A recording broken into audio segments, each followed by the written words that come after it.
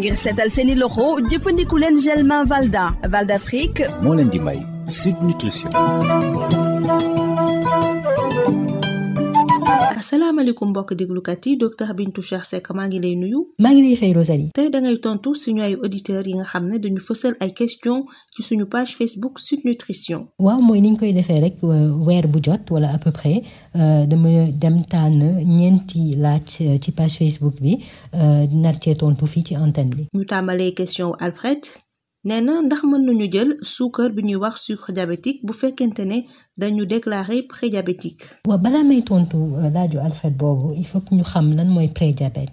may tàmbalee mooy lan mooy diabète bu ñu koy diagnostiqué maanaam pour xam ndax nit am na diabète dañuy saytu deretam xool suukar si fu mu toll ci deret bi bu nit ki fekk nit ki woor na lu ko gën a néew juróom-ñetti waxtu.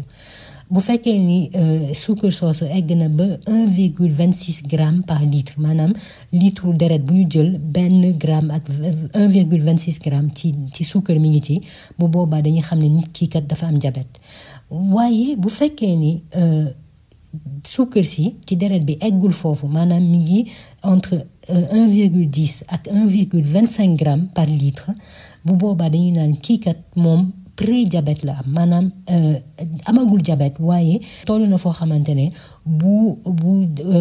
bu moytuwul rek dina am diabète donc loolu mooy prédiabète donc ci ndax ngir loolu moo tax ma ne Alfred ku mel noonu koo xam ne mi ngi ci prédiabète war na moytu sucre blanc wala sucre bi ñuy dolli ci ñam yi mu taamu sucre yi ñuy wax sucre diabétique wala ñu koy wax édulcorant artificiel ci nasaraan. ñu jàll ci question Émile nee na am na ñuy faral di wax ne ñebe dafa diis donc mu bëggoon xam ban waxtu ci bés bi lañu ko mën a lekk. waaw ñebe dafa doon ñam bu am solo ndaxte ñebe di ci nekk ci ay ferñeent dafa baax ci ñun ñebe bari na gàncax ñu koy wax fibre am na protéine maanaam mel ni di nekk ci yàpp jën ak yooyu am na fer ak yeneen ak yeneen yoo xamante ne vraiment tax na mu nekk ñam bu am solo amul maanaam waxtu bu ñu taamu.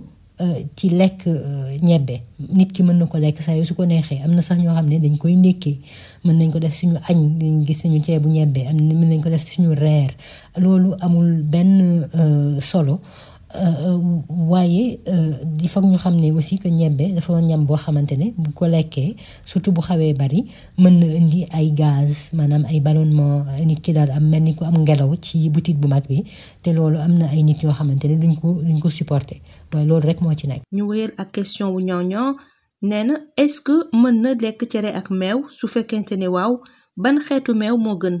lii laaj buñ may faral di laaj la te tontu bi mooy waaw. cere ak meew baax na ndaxte bu jënee cere boole kook meew dafay doon ñam boo xamante ne am na suukar su baax si maanaam suukar si bi judduwaale ak ñam bi waaye am na aussi li ñuy wax protéine ndax meew mi dafa am protéine te am na yeneen ak yeneen yu ciy nekk waaye am na rek ñetti mbir yoo xamante ne war naa ko wax benn bi mooy ne meew bi gën bu ñuy booleeg cere bi mooy bi ñuy wax lait demi-écrémé maanaam mooy meew boo xam ne dañu wàññi néew bi loolu moo gën ci xol bi moo gën ci suñu wér gu yaram te meew moom bu beneen bi mooy bi ñuy meew pëndëx bi wala ñu koy wax lait entier boobu du bi gën beneen mbir bi mooy li gënoon mooy bañ ci dolli ci cere ak meew bi bañ cee dolli suukar moo gën ci ñun et fi may mujjee rek mooy ne cere ak meew du loo xam ne dañ ko war a añee wala ñu reeree ko li ci gën mooy xëy na ndékkee ko wala ñu jël ko comme ni ñuy wax collation maanaam ku toog ndékki ba pare toog ak diir añ jotagul wala añ mi naaje xiif mën na jël tuuti cere ak meew wala bu ci bëccëg ngoon si aussi bu añee ba pare reer jotagul mu xiif mën nañ jël tuuti cere ak meew loolu baax na ci wàllu collation. laaj bi ñuy jeexalee mooy bu Demba mi laajte nee na dafay gis ay nit yuy faral di def fondé wala café Touba ci ay mbuus yu weex muy laaj loo ci xalaat docteur. alors li gën mooy bañ a jël ñam bu tàng def ko ci mbuusu plastique ndaxte tàngaay boobu day tax ay type wala ay substances chimiques yoo xamante ne ci plastique bi la nekk yooyu substance dugg ci biir ñam bi te baaxul parce que yooyu dafay yokk suñu risque cancer donc li gën mooy moytu def ay ñam yu tàng ci ay mbuusu plastique. nga fàttali suñu page Facebook. waaw Rosalie page Facebook bi mooy comme ni nga ko waxee rek mooy Sud Nutrition ngeen def comme suñu auditeurs yu tey yi Alfred Émile Ñooño ak Demba ñëw laaj ñu seeni laaj yu leen soxal wax ñu ay thèmes yoo leen bëgg ñu waxtaanee te xam ne ni am na ay chronique vidéo ak audio yu ñu posté ci page bi. may gërëm Val d'Afrique di la jaajëfal docteur Bintou Cheikh Seck. jërëjëf Rosalie. ngir seetal seeni loxo jëfandiku leen gel main Valda Val d'Afrique moo leen doon may Sud Nutrition.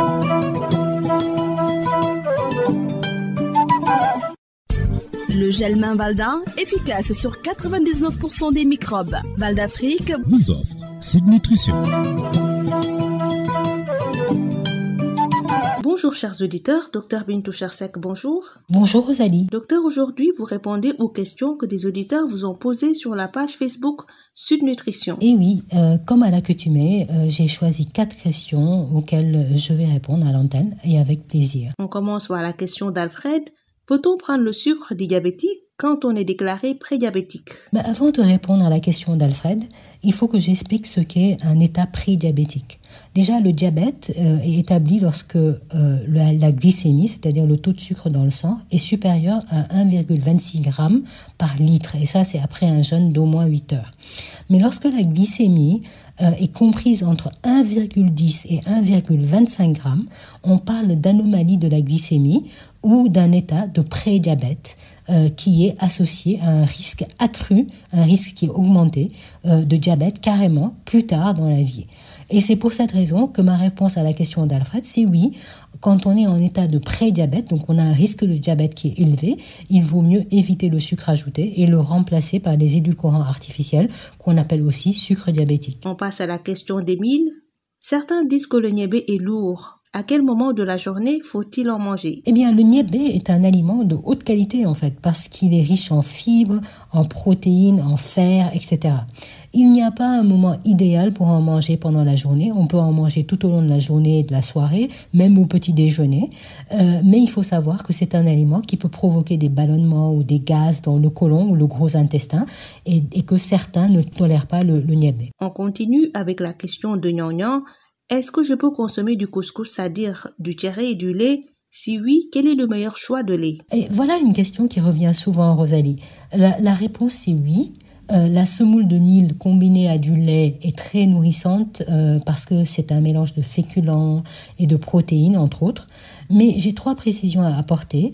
D'abord, le meilleur choix de lait, comme Nyonyan le demandait, c'est le lait demi-écrémé au lieu du lait entier qui est souvent en poudre. Ensuite, il vaut mieux ne pas ajouter du sucre à ce mélange.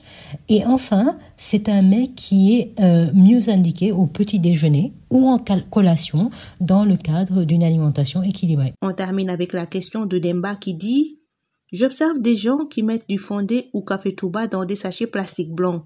Qu'en pensez-vous? Il vaut mieux éviter de mettre des aliments chauds dans des sachets plastiques ou de réchauffer d'ailleurs des aliments dans des contenants en plastique parce qu'il y a dans ce cas-là des substances chimiques parce que l'aliment est chaud qui s'échappent du plastique et qui s'infiltrent dans la nourriture et ces substances-là augmentent le risque de cancer. La page Facebook? Eh bien, la page Facebook, c'est Sud Nutrition, comme vous l'avez dit, et faites comme nos auditeurs du jour, Alfred, Émile, Nyonyan et Demba.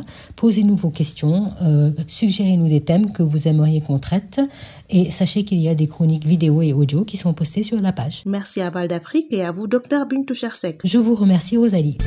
Le gel main Valda, efficace sur 99% des microbes. Val d'Afrique vous a offert Sud Nutrition.